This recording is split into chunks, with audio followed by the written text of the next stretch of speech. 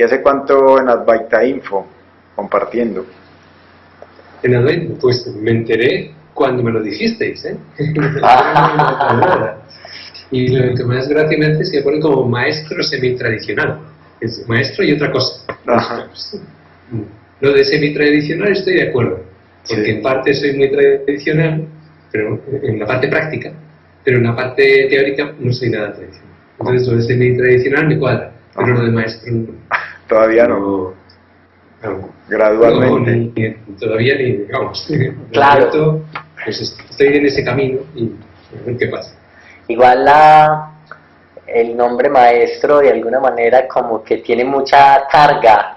Entonces a veces por claridad es bueno pues decirlo como referente a mirar, a alguien que comparte, que le gusta extender, pero de alguna manera también como que acarrea como cierta responsabilidad. Entonces ahí hay un temita ahí como que a veces no es un poco cómodo. Sí, bueno, es que maestro suena como alguien que tiene sabiduría. Y bueno, yo soy profesor de diferentes cosas, pero maestro, menos de Vedanta, pues no, yo he tenido maestros de Vedanta que eran gente instalada en la conciencia no dual. Y yo, no es mi caso. Claro. Okay. Yo tengo, bueno, estoy en ello. Subiendo las escaleras. Bueno, subiendo algo así, sí. El camino. Y el camino que me gusta es el de la Advaita Vedanta. Bueno, es como la perspectiva sobre la realidad con la que me identifico es el Advaita Vedanta.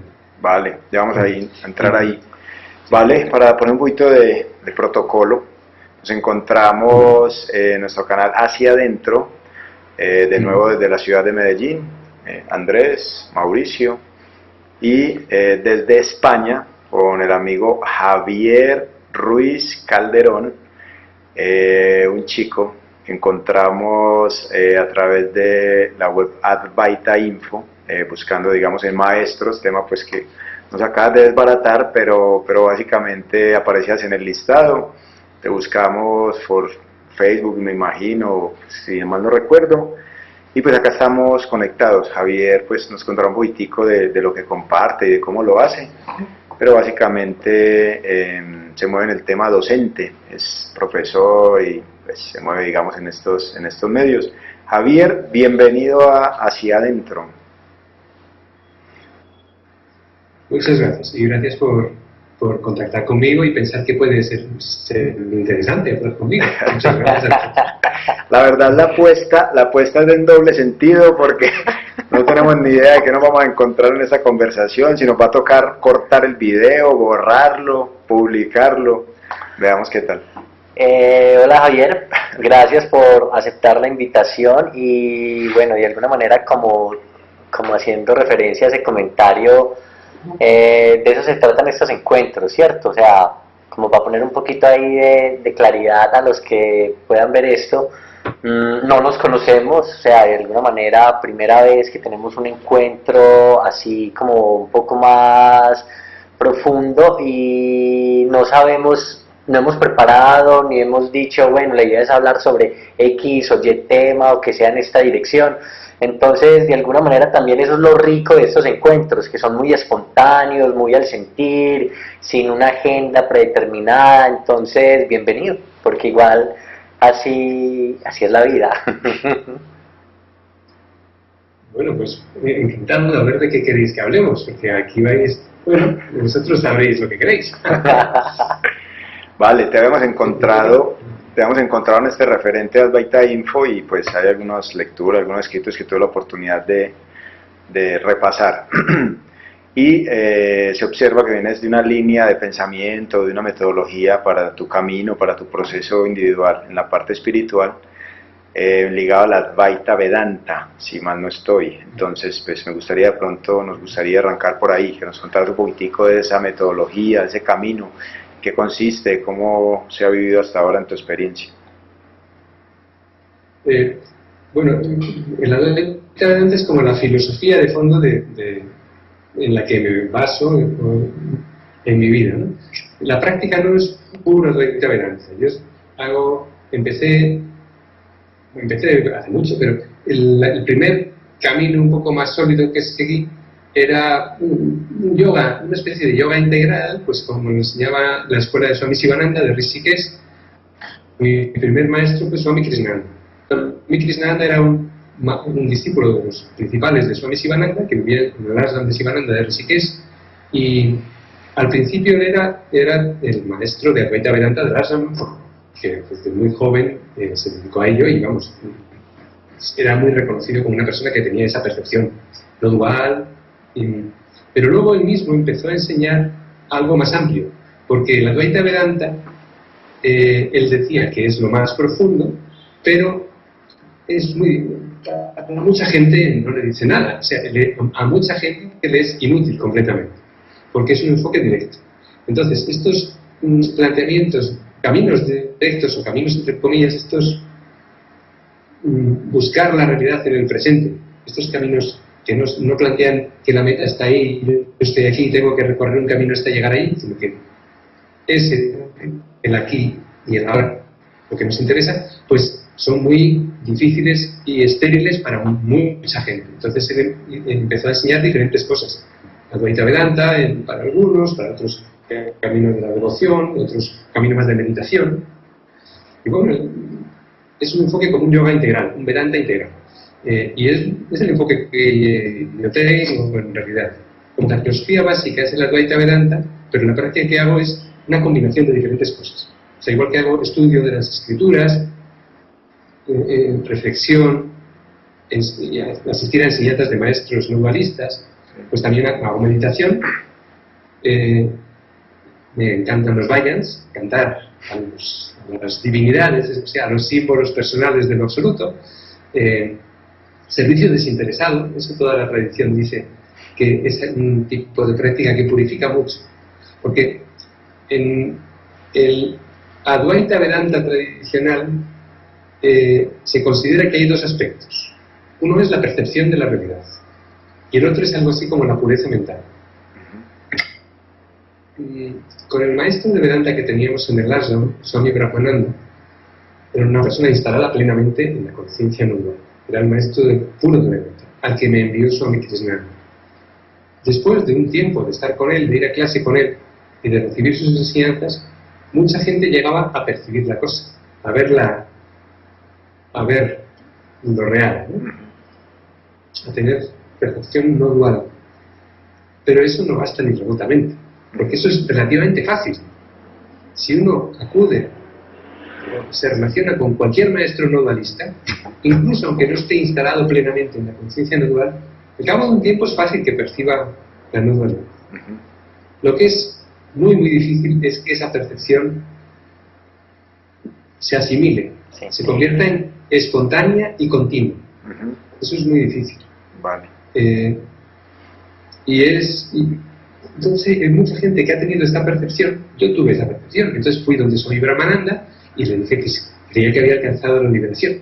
Entonces se rió y dijo, bueno, esas son cosas de la mente. Entonces, sigue haciendo. Tómate una sigue haciendo, limpiando retretes y cosas de esas que te quedan mucho tiempo. Porque la percepción no dual es una cosa relativamente fácil de conseguir. Lo que es muy complicado, muy trabajoso, es purificar la mente para que eso se quede. Son las dos dimensiones según el Advaita Vedanta tradicional. Yo creo que a veces se piensa, hay personas que piensan que cuando han tenido esa percepción, ya está, se acabó la cosa. Y entonces, eso es lo que da lugar a algunos casos de maestros no dualistas que pueden transmitir muy bien la experiencia no dual, o contagiarla, pero que desde el punto de vista humano, de madurez personal, desde el punto de vista simplemente humano, ético, etc., pues no están maduros. Entonces puede haber una persona, yo mismo puedo dar una enseñanza no dualista de lo más profundo sin problema, y la gente puede alucinar. Pero yo soy una persona humanamente pues, con un grado de madurez intermedio y éticamente pues una cosa medio. Esas son dos dimensiones y en muchos casos se plantea el no dualismo como una cosa que es pura percepción y se olvida la otra dimensión. Y claro, así luego pasa lo que pasa con algunos maestros. Vale. éticamente y humanamente están un poco verdes y pasan. Javier, ¿podrías de pronto profundizar un poco en la idea de madurez, de semimadurez, de verde, ya que puede ser un poco confuso, o al menos para mí, ¿cierto? Como entender Sí. un poco en términos conductuales o en términos de relaciones humanas, ¿cierto? ¿A qué te refieres cuando mencionas el tema? Primero voy a decir el enfoque tradicional de la Advaita Vedanta y luego igual como algún ejemplo más práctico. Según la Advaita Vedanta hay como tres problemas que tenemos. El más profundo es Avarana, es el ocultamiento de la realidad. No percibimos lo absoluto, no percibimos el Brahma, no percibimos nuestro verdadero ser. Eso es un problema. Segundo, se llama Vikshepa, es dispersión. La mente, al no percibir lo no dual, se dispersa en la multiplicidad y no llega a estar unificada o integrada, sino que está distraída en todas las direcciones. Y el tercer nivel se llama mala, impureza. Quiere decir, esta dispersión en la multiplicidad, estos apegos, deseo dirigido en múltiples direcciones, dan lugar a apego, codicia, ira, odio, todo tipo de características que hacen que la vida para uno y para los demás sea más dolorosa, que sea peor, ¿no? Entonces veis estos tres niveles. Lo voy a decir ya en español: el ocultamiento de la realidad, la dispersión mental y la impureza. Lo más profundo es el ocultamiento de la realidad. Pero no se puede, Swami Krishnananda decía, por ejemplo, no se puede directamente solucionar ese problema más profundo. Solo se puede solucionar si uno ha apaciguado suficientemente los otros dos niveles. El de la impureza, la dispersión, y luego es cuando se puede verdaderamente uno instalar en la conciencia no dual. Si se intenta uno instalar la conciencia no dual directamente, puede tener percepción no dual momentánea, que va y viene, pero no puede instalarse en ello, porque la mente está todavía impura y está dispersa. Por eso la tradición dice que para que la mente sea capaz de percibir, de instalarse en la conciencia no dual, tiene primero que purificarse y en segundo lugar que concentrarse. Estas son como las tres etapas de la práctica en la Advaita Vedanta tradicional.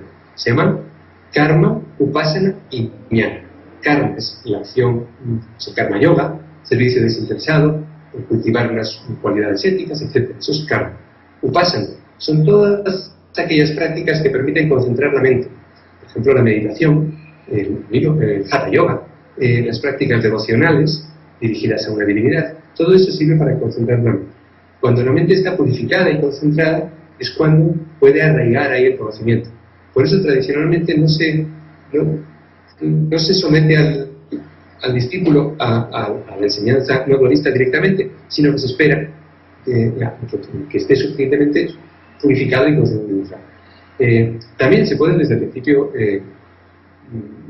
estudiar Vedanta y cultivar el conocimiento de lo absoluto, pero sabiendo que solo dará fruto verdaderamente cuando los otros aspectos estén suficientemente desarrollados.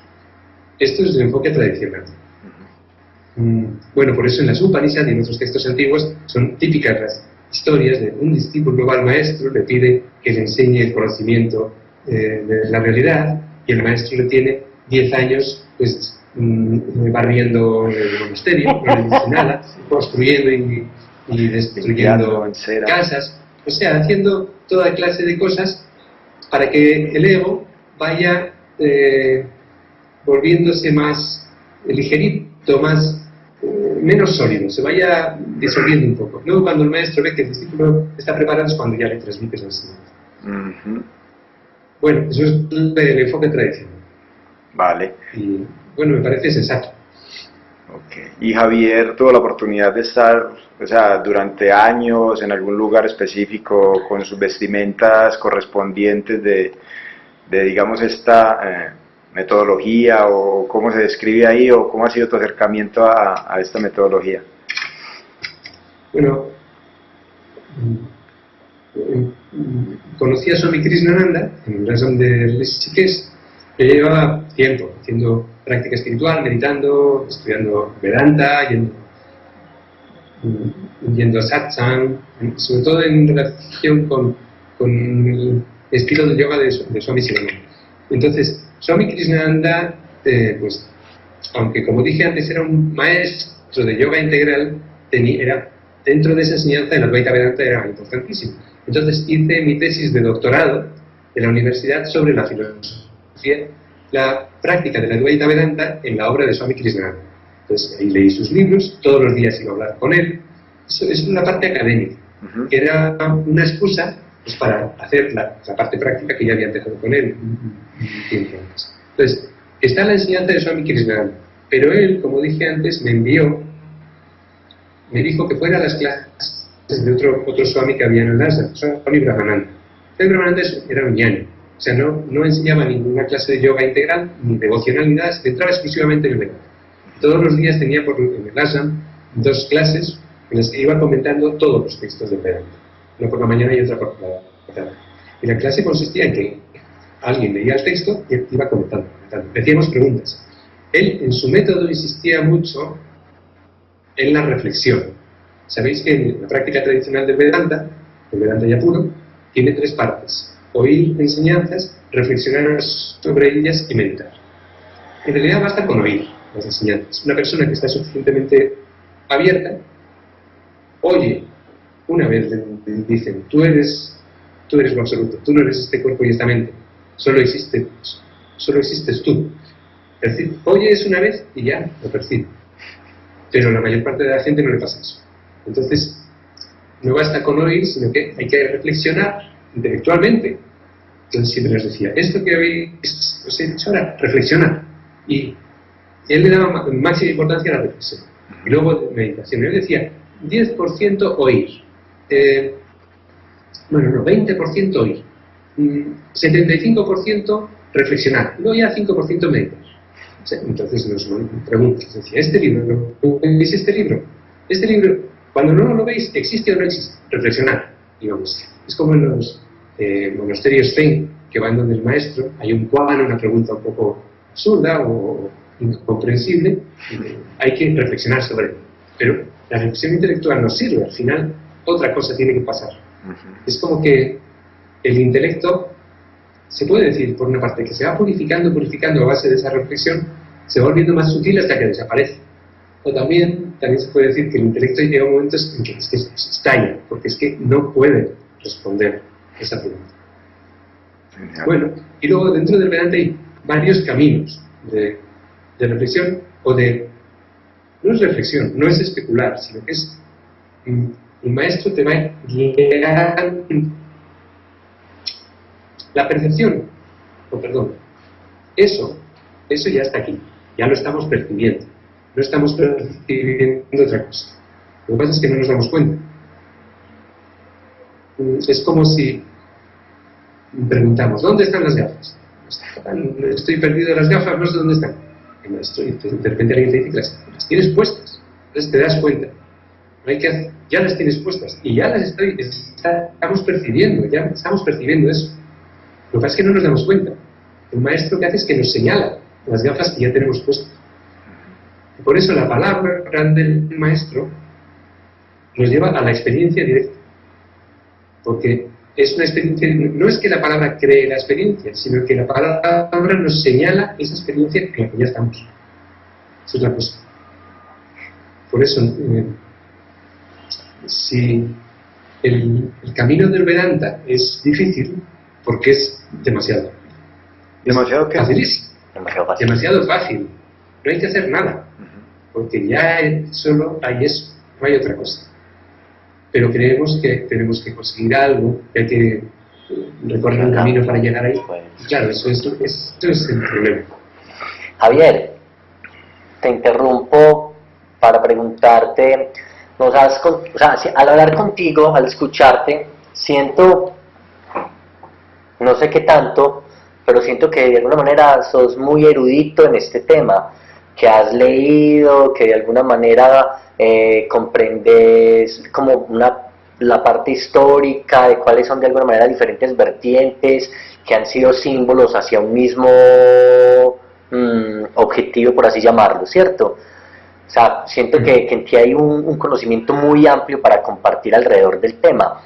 Y al principio hablabas que existe de alguna manera una corriente tradicional, que de hecho nos esbozaste un poco y de hecho nos la clarificaste ahí frente a el camino y los problemas principales. Y nos decías al inicio que tú no te consideras tradicional en tu caminar, que tú sientes que tu sendero es más bien semi-tradicional, ¿cierto? O sea, tienes algunos elementos, pero otros elementos que de alguna manera están por fuera a ese conjunto que nos mencionabas. ¿Nos podrías hablar un poco sobre ese semi-tradicionalismo? O sea, que tú en tu práctica, en tu caminar, has sentido también que ha sido importante para ti, más allá de lo que alguna escuela o maestros hayan considerado vital. Sí, lo del semi es... la práctica que sigo es bastante tradicional, pero como que mis creencias o lo que pienso sobre esto es muy poco tradicional. Por ejemplo, yo sigo el camino de la Advaita Vedanta, pero no creo que la Advaita Vedanta sea verdad o más verdad que cualquier otra visión del mundo. Es decir, yo creo que existe el universo material.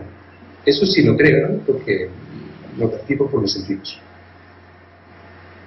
El Brahman, el Tao, lo absoluto, o la no dualidad, el presente, diferentes maneras de llamar esto, Dios, todas esas cosas. Yo no creo que existan propiamente.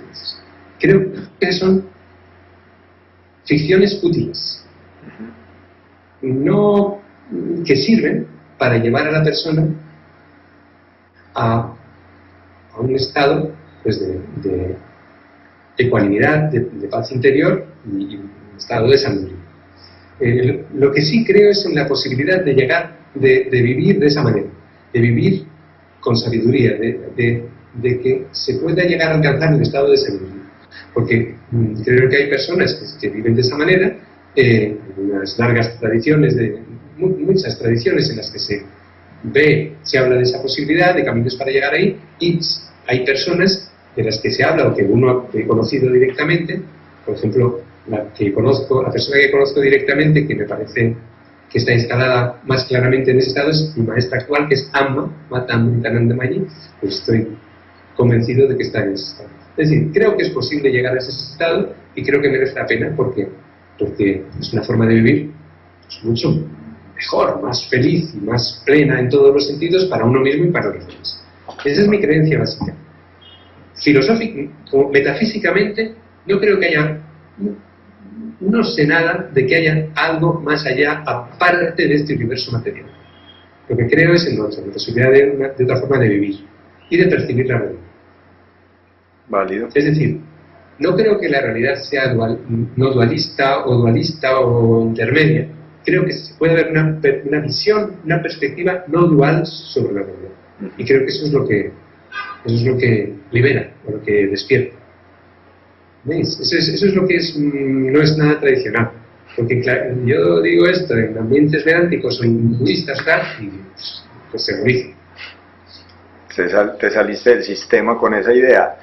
Vale, sí. y ahí aparece un tema que pues inclusive se nos va mezclando en la conversación y pues yo sé que a todos los que digamos queremos ir en dirección a un camino diferente al proceso mental como única forma de percibir, aparece muy claramente el tema de hablar mucho del presente y de la conciencia presente, de descartar temas de futuro, de deseos, de alcanzar algo.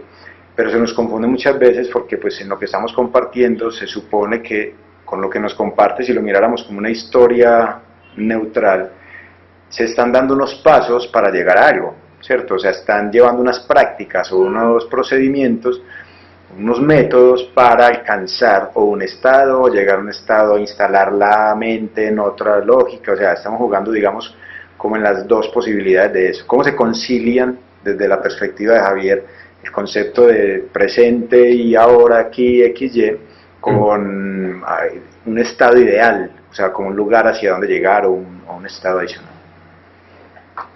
Sí, eso es una paradoja que se plantea en todas las tradiciones no dualistas.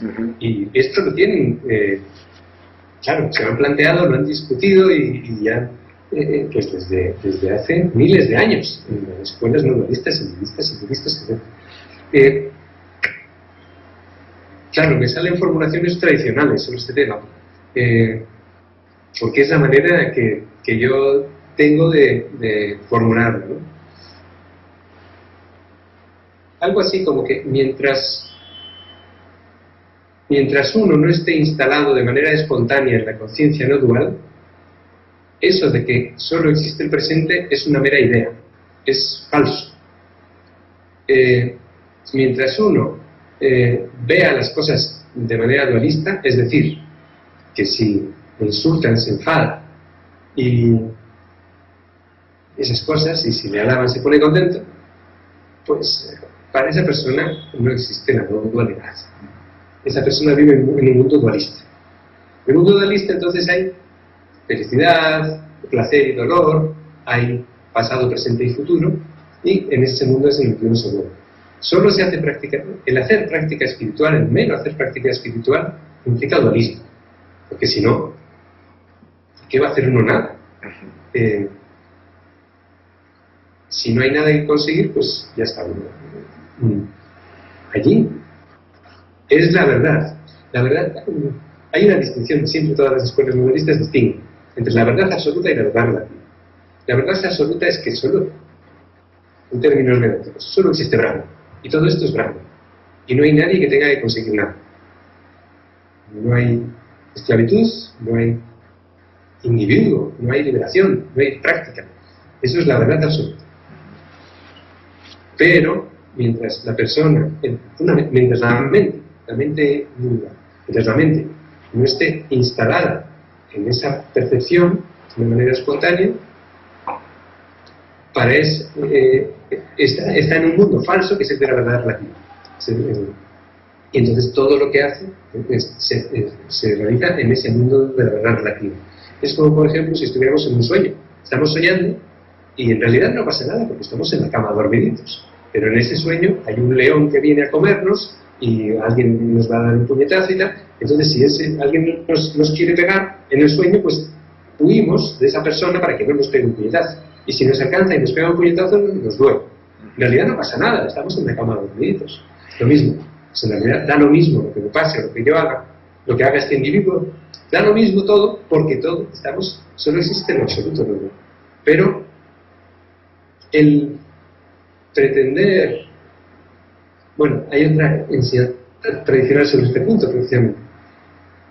Se dice que hay que practicar la conciencia no dual, pero en la acción hay que seguir actuando de manera dualista hasta que uno alcance la liberación. Eso es el consejo. Una persona que no ha alcanzado la liberación, repito, esto de la liberación y de la esclavitud, etcétera, es falso. Eso no existe. Pero para nosotros existe, igual que si nos tiramos por la ventana y nos hacemos daño y no nos gusta. Claro. Existe en la misma medida en que eso. Pero mientras para nosotros la no dualidad no sea nuestra manera de percibir las cosas, hay que atenernos a las leyes de ese sueño en el que parece que estamos. Vale. Javier, Sí. de alguna manera podemos decir que todas las personas en nuestro vivir, percibir y relacionamiento dualista, independientemente de lo que hagamos, lo que decidamos aparentemente hacer, buscar, apegarnos, allí en esa dirección está la semilla de querer encontrar, está la esperanza de querer encontrar felicidad, de querer encontrar un sentido de plenitud, un sentido de paz, de seguridad, sí. Entonces se dice que al fin todos los seres estamos atraídos por esa idea, la idea de plenitud, la idea de felicidad, de seguridad, pero que en el campo de juego dualista, en el campo de juego de lo temporal, donde las cosas son efímeras, que cambian, ese objetivo o esa esperanza es inalcanzable por las mismas condiciones del mundo dualista, por su misma naturaleza cambiante, ¿cierto? Entonces, en esa dirección, lo que se plantea es que todos los seres, muchos sin reconocerlo, lo que estamos de alguna manera buscando es la liberación, ¿cierto?, que no se encuentra en el campo de juego dualista, que se encuentra en el reconocimiento no dual, ¿cierto? Es decir, que en toda acción que emprendemos, en toda tarea que hagamos, lo que en realidad estamos buscando es deshacernos. ¿Cómo de alguna manera tú te relacionas frente a ese planteamiento? Sí, estoy completamente de acuerdo con lo que dices. Todos aspiramos a la felicidad, a la plenitud, a lo incondicional, a lo absoluto. Bueno, podemos usar una palabra muy corriente, felicidad. Aspiramos a la felicidad total. Lo que pasa es que, claro, lo buscamos en los objetos, en cosas limitadas, pasajeras, parciales, y bueno, ya el mero hecho de buscar la felicidad significa dualidad e ignorancia. Lo que quiere decir que creemos que necesitamos algo, aparte de lo que somos realmente. Entonces, el esquema básico, yo creo, de toda la búsqueda espiritual es que creemos que somos un ser limitado, que tenemos una carencia, que necesitamos completar eso con algo que está fuera, y entonces eso hace que vayamos buscando en una dirección y en otra y nos apeguemos a personas, a objetos, a circunstancias. Entonces, yo creo que el origen de todos los problemas es el apego, no el deseo. El deseo es necesario porque no haríamos nada, ni nos moveríamos si no hubiera deseos. Swami Brahmananda, le preguntamos, cuando una persona ha alcanzado conocimiento, ¿tiene deseos? Y nos dijo, sí, tiene deseos, pero son suaves, y si puede satisfacerlos, los satisface. Y si no, se le pasa. Claro, eso es libertad. Son deseos de una persona libre. Lo malo es el apego, que son deseos compulsivos. Son deseos que, si lo puedes satisfacer, pues estás encantado. Pero si no, no se te pasan, sino que lo pasas fatal, sufres. Es como el engancharse a cosas, o personas, o circunstancias, pensando que eso nos puede dar la felicidad, pero eso es, por ejemplo, en las canciones románticas, la frase es, no puedo vivir sin ti. Es una descripción perfecta de lo que es el apego y el estar enganchado. Eso es como un drogadicto que no puede vivir sin una heroína. Pues hay personas que pueden vivir sin tal otra persona.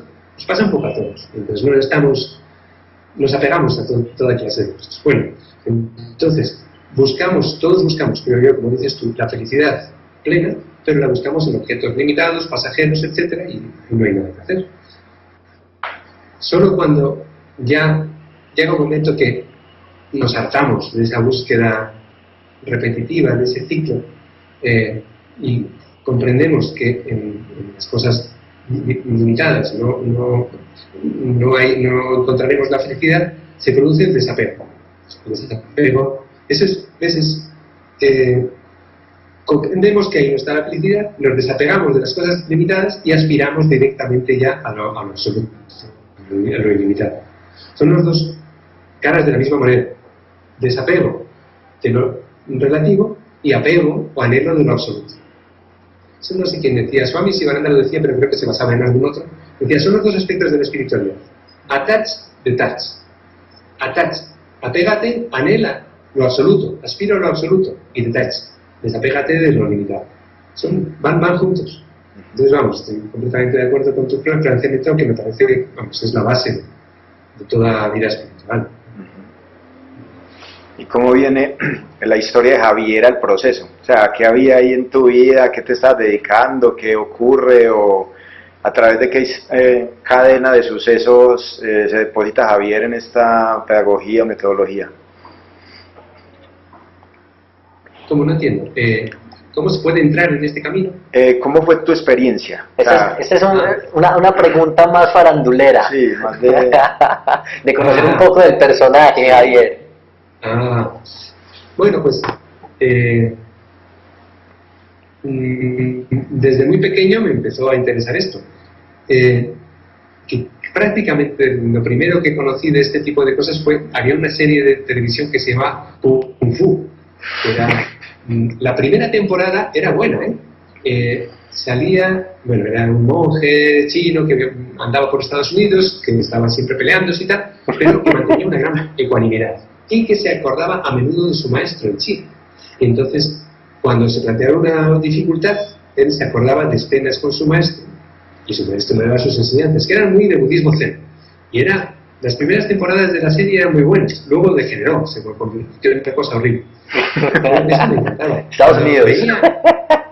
Hollywood. Veía las enseñanzas o veía cómo se comportaba este Kung Fu, este Kwai Chang Caine, veía una paz, esa ecuanimidad, me parecía fabuloso, me atraía muchísimo. Entonces empecé a leer libros de karate, por una parte libros de yoga, lo que había por ahí de budismo, de todo un poco, y ahí empecé a interesar. Esto era, tendría 11, 12, 13 años. Pero luego seguí leyendo, interesada, y luego ya empecé como práctica propiamente dicha, cuando tendría como 18 años, en relación con la escuela de Siddha Yoga de Baba Muktananda, Swami Muktananda. Empecé a meditar, tal, y así poco a poco. Y luego ya empecé en la línea de Swami Shivananda, que ahí me sentí como en mi casa. De pequeño tenía libros de todo, taoísmo, budismo, todas las escuelas budistas, yoga, tal. Pero luego ya, caí por casualidad a Madrid. La primera gente que vino, que representaba una tradición espiritual de estas, pues eran el centro de yoga Sivananda, de los discípulos de Swami Vivekananda, que en la línea de Swami Sivananda. Entonces empecé a ir ahí y eso, entré en ese camino, por circunstancias. Y bueno, ahí me siento en casa, en esa tradición del yoga hindú, basado en el Advaita Vedanta, pero con una práctica más integral. Y ahora, mi primer maestro, como dice, fue Swami Krishnananda. Cuando se murió, cuando dejó el cuerpo, como se dice tradicionalmente, pues ya conocía a Amma y pues un par de años después me hice discípulo de ella, ya la tengo como mi maestra desde hace tiempo ya, desde hace 13, 14 años. Vale. Y actualmente, sí, esa es mi pregunta, ¿actualmente se reúnen en un lugar? ¿Hay algún tipo de protocolo, horarios? ¿Cómo funciona esa parte? Sí, bueno, yo hago mi práctica personal, en casa con mi mujer, que también es discípula de Amma. Tenemos nombres indios. Mi nombre indio es Shankara, que lo dieron hace mucho, y ella se llama Lakshmi. Pues aquí hacemos nuestras prácticas, meditación, lectura espiritual, un servicio desinteresado. La SEVA, el servicio desinteresado, lo que es especializado es en traducir textos espirituales, de Amma. Primero traducía textos de Swami Krishnananda, traducí un par de libros, y luego ahora soy el traductor principal de libros de Amma del inglés al español. Entonces hay muchos libros, hay otros que nos van traduciendo, yo voy revisando la traducción. Entonces todos los días dedico como una horita a eso. Mi parte de mi práctica, como dije antes, eso es parte de la práctica de purificación. Karma Yoga purifica la mente para que ese conocimiento pueda estabilizarse más fácil. Como meditación, también enseño una forma de meditación que se llama Integrated Amrita Meditation. Es una forma de meditación particular suya, es esotérica, no se puede decir en qué consiste. Y soy uno de los profesores de esa técnica de meditación en España, somos 4 o 5, y es parte de mi SEVA también, mi servicio desinteresado a la causa. Y también traducción e intérprete. Cuando tiene algún Swami de Amma, cuando hay algo que hacer de intérprete, yo soy el intérprete. Porque tengo más práctica que los demás. Una vida dinámica. Total. Tienes una vida dinámica. Mucho movimiento. movimiento Sí. alrededor del tema. Sí, sí. Bueno, luego, claro, hay una serie de prácticas que son como de grupo. AMA viene a España una vez al año, entonces hay que montar cosas muy laboriosas. O voy a la India a estar con ella todos los años un tiempo de retiro. Hay un grupo de devotos de AMA en Madrid que se reúne pues, cada semana, cada 15 días, y ahí hacemos, es el típico satsang. Parchado. Hacemos, pues se lee algún texto, meditación, cantos, que eso es lo que más gusta a la gente. Sí, la música atrae bastante, es un camino que seduce. Sí, es verdad, y es más fácil que la meditación. Claro, según los devotos, según los bhaktas, en esta época el pretender meditar, dicen, en Satya Yuga, en tiempos antiguos era el camino del conocimiento.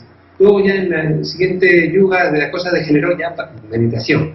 Y ahora ya lo único que podemos hacer es cantar a Dios, porque eso es no damos palmas. Bueno, son caminos complementarios, yo creo, y es muy bonito. Sí, son muy hermosos. Más que son muy alegres y de compartir con Sí. hermanos, entonces también tienen su energía Sí. y su aroma bonito. Javier, yo te quiero hacer Sí, una sí, pregunta un poco curiosa, y es frente a la idea del hacer. Hay de alguna manera una perspectiva que habla de la autonomía y dice, por ejemplo, yo aquí estoy y quiero tomar café, entonces cojo la taza y tomo, ¿cierto? O quiero salir, entonces decido a dónde voy y cómo me voy, y entonces emprendo de alguna manera esa voluntad, esa acción. Y desde esa perspectiva, entonces se dice, yo individuo elijo, yo individuo, ¿cierto?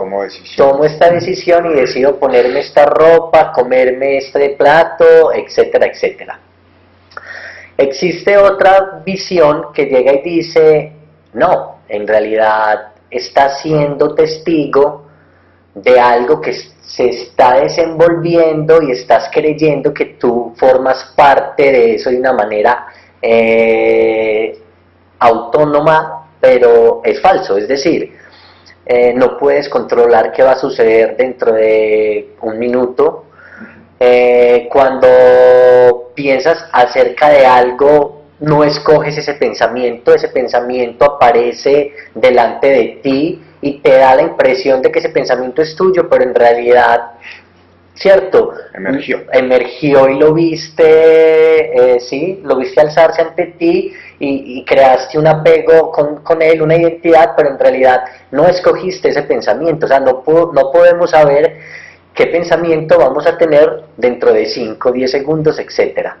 Entonces esta segunda perspectiva lo que dice es, no controlas nada, no eliges nada, ¿cierto? Y todo se está desenvolviendo ante ti. Es la conciencia que percibe.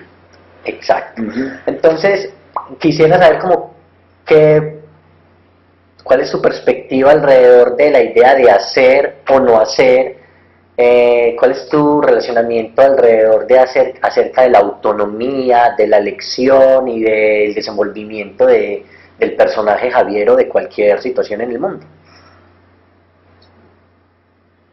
Claro, estoy de acuerdo con esta segunda perspectiva, con la perspectiva que me parece que es la perspectiva espiritual. Se puede formular de muchas maneras.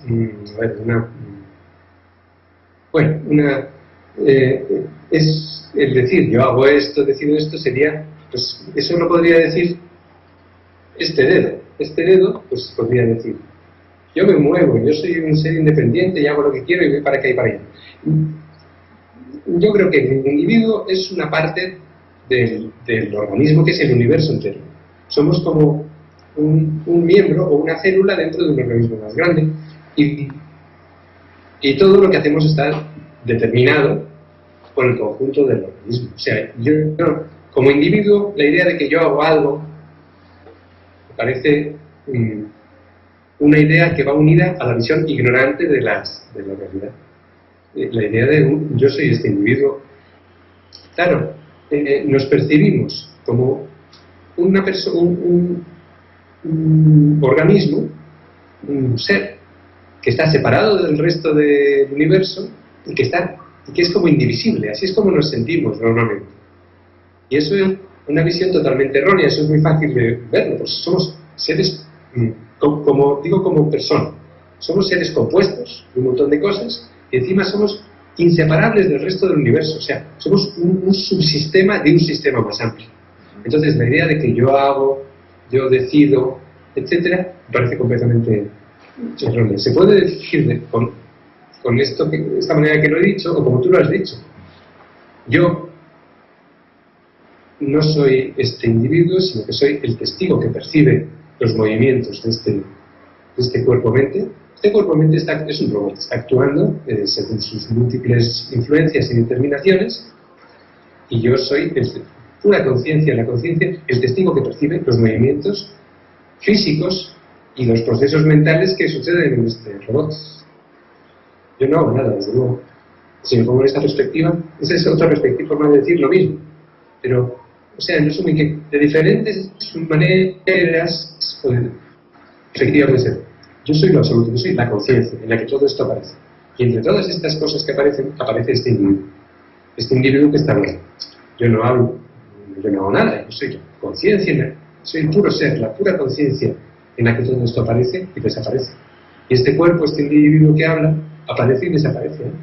Como una olita en el mar, que soy el mar de la conciencia, que es lo que yo soy. Bueno, pues, ¿ves? Son diferentes formas de decir lo mismo, pero que es, vamos, de acuerdo completamente con la segunda perspectiva. Vale, gracias. Una yo creo espiritual, ¿eh? No hay ninguna tradición espiritual que pueda decir lo contrario. Así es. De hecho, ¿no? Ajá. Sí. De hecho, mirando un poquitico también como las personas con las que hemos compartido en este espacio, se podría tener una claridad de que Javier, digamos, pertenece a una agrupación, se define a través de un método, una línea un poquitico más específico, a pesar de que algunas de las otras personas con las que hemos compartido, pues obviamente también tienen sus prácticas individualizadas y casi que una vertiente, pero asocio mucho más su proceso como a lo que conocemos como un proceso religioso, como alguien que pues hay un maestro, hay unas deidades, digamos, a las que se realizan oraciones, hay una devoción, hay unos rituales de cara, digamos, a un concepto espiritual más moderno que está llevando a tu propio proceso, a tu individualidad, a que vivas tu experiencia de manera autónoma.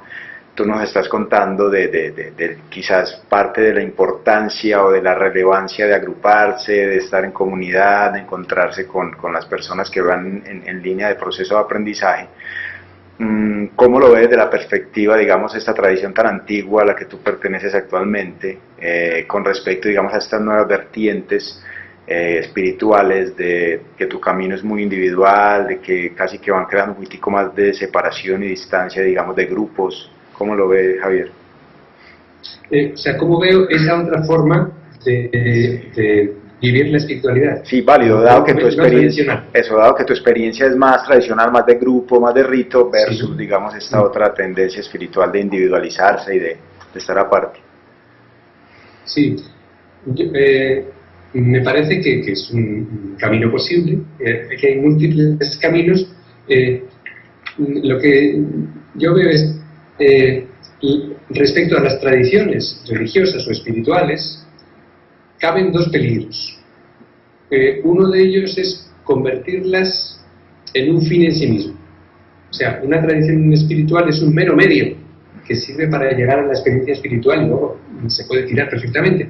Bueno, se puede estar agradecido, no hace falta tirarlo después, porque sí, igual que una escalera que te ha servido para llevar a un sitio, pues no puedes tener agradecimiento, no hace falta romper. Pero ese es un peligro, es convertirlo en un fin en sí mismo, como idolatrar la tradición. Y entonces se pierde de vista que hay múltiples tradiciones que para llevar la experiencia espiritual, y la mía no es la única, no es la mejor, no es imprescindible que la gente vaya por ello. Luego otro peligro es lo que se dice a veces, esto de tirar el niño con el agua de la bañera. Las tradiciones espirituales pueden ser útiles siempre y cuando no se las mitifique. pero a veces hay una actitud como de rechazo completo de las tradiciones. Eso me parece el otro extremo, el otro peligro. Sería o el mitificarlas o el rechazarlas totalmente. El peligro que veo a la gente que seguimos una tradición es el dar demasiada importancia a la tradición, olvidándonos de la mente.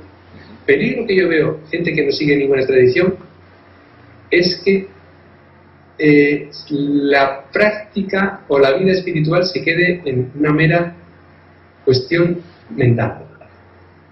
He visto gente que incluso, bueno, muy entusiastas de enfoques no dualistas y muy contentos, que han estado con algún maestro no dualista y se supone que han tenido experiencias, vamos, prácticamente ya están liberados y su vida no ha cambiado nada, han seguido pasándolo igual de mal que antes y con todas las... O sea, ha quedado en la mera mente. Entonces, la ventaja que le veo al enfoque tradicional es que, bien utilizado, pues hay una serie de métodos y de experiencias de cientos de siglos y de milenios que han permitido descubrir trucos o métodos eficaces. Y entonces, yo creo que desde luego hay personas que pueden crecer espiritualmente al margen de cualquier tradición, porque se ha demostrado, por ejemplo, Buda lo hizo, o hay personas, por ejemplo, Ramana Maharshi no tuvo ningún maestro, aunque bueno, estaba en una tradición muy clara que siguió. Mi maestra Amba no tuvo maestros tampoco, pero es una persona muy religiosa. Bueno, pues creo que es posible y que tiene ese peligro de que se quede en la mera mente, porque es que lo he visto en muchísima gente, que el no dualismo es una mera opinión que les permite, bueno, dicen, hay un error muy normal que se cae en el no dualismo, es pensar, que es el razonamiento que es falso.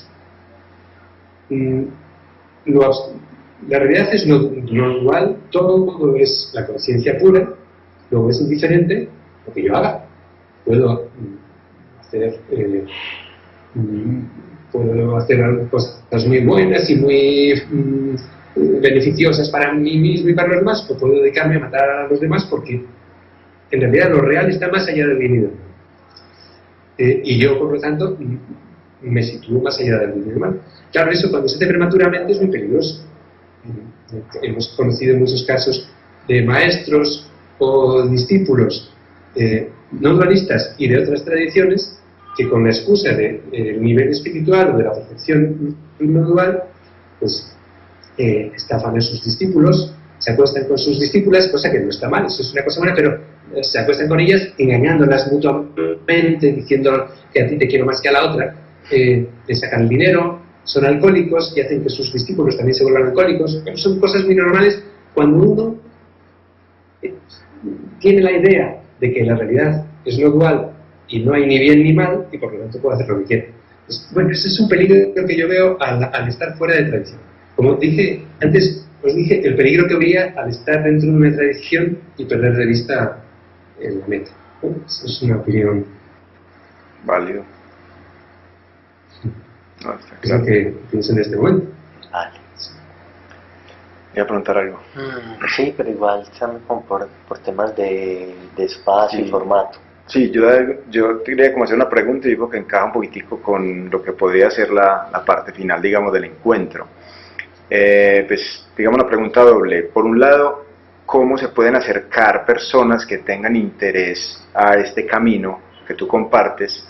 Y que nos cuentes posterior a eso ya cómo pueden contactar con Javier, o a través de qué medios publicas cosas que compartes, escribes, como para tener esa idea en esas dos preguntas. Bueno, yo, como veis, estoy en un camino que no es mío, sino que yo soy discípulo de Amo. Entonces, creo que hay bastantes... Hay muchos caminos, o sea, no me identifico específicamente. Si a alguien le interesara entrar en relación con AMA, pues es muy fácil. Hay webs por todas partes y grupos en relación con ella en muchos sitios. es fácil de conseguir por internet. Luego, específicamente de Advaita Vedanta,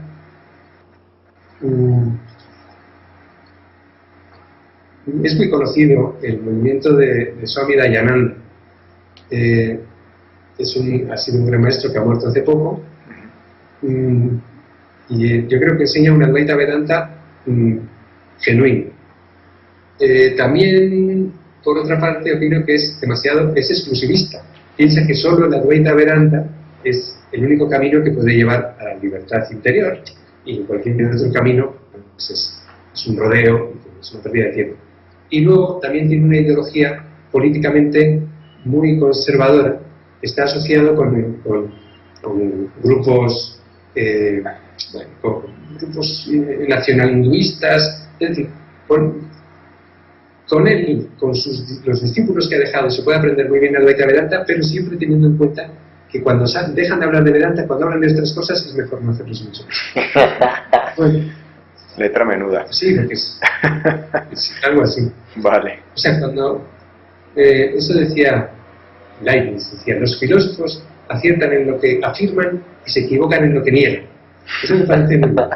Hay que hacer, por ejemplo, eso pasa yo creo que en todas las tradiciones. Los Hare Krishna, pues lo que proponen es un camino muy bonito, de amor a Dios y tal. Luego, cuando ya van diciendo otras cosas, dicen que los otros dioses son semidioses, son dioses inferiores, o que los otros caminos, que solo el camino de la devoción, perdón, estas son...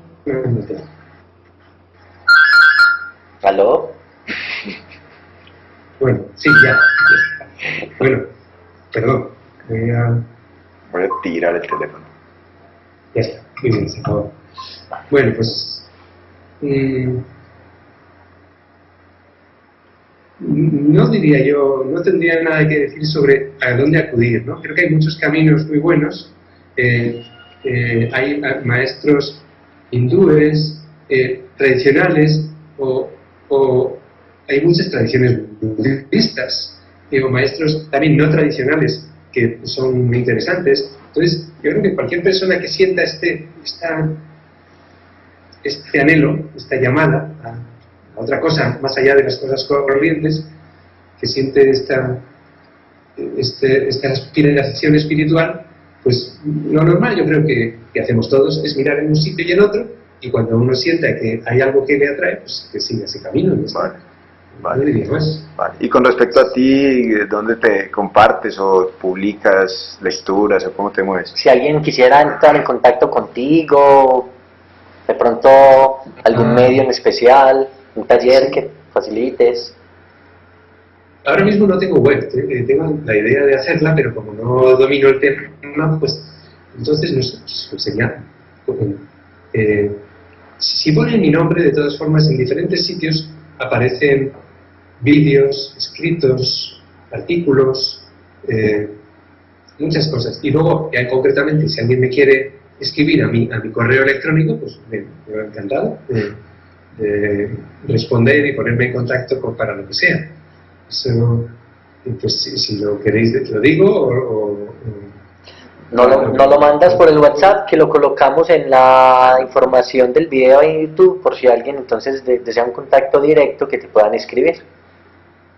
Ah, muy bien, me parece muy bien, sí. Genial. Bueno, Javier, muchísimas gracias por el rato, por compartirnos todo esto, que de alguna manera sentimos que hay mucho bagaje y profundidad en el camino que estás viviendo, y la resonancia que de alguna manera también sentimos al escucharte. Gracias por el tiempo, hermano, y bueno, seguimos en contacto. Bueno, pues muchas gracias a vosotros, y me he quedado yo con ganas de ir más a vosotros, porque por las cosas que habéis ido diciendo decíais cosas muy interesantes, pero bueno, como se suponía que era una entrevista, pues me sentía obligado a contestar y no... Habían roles. Sí, a eso jugamos. Pero después podemos agendarnos un espacio para que conversemos más libremente, sin ese, de alguna manera, juego de roles. ¿Listo? Eso sí. Vale. Es verdad, sí. Les hago yo la entrevista. Javier, gracias. Gracias de verdad y bueno, muy interesante. Encantado. Muchas gracias a vosotros. Hasta pronto. Gracias.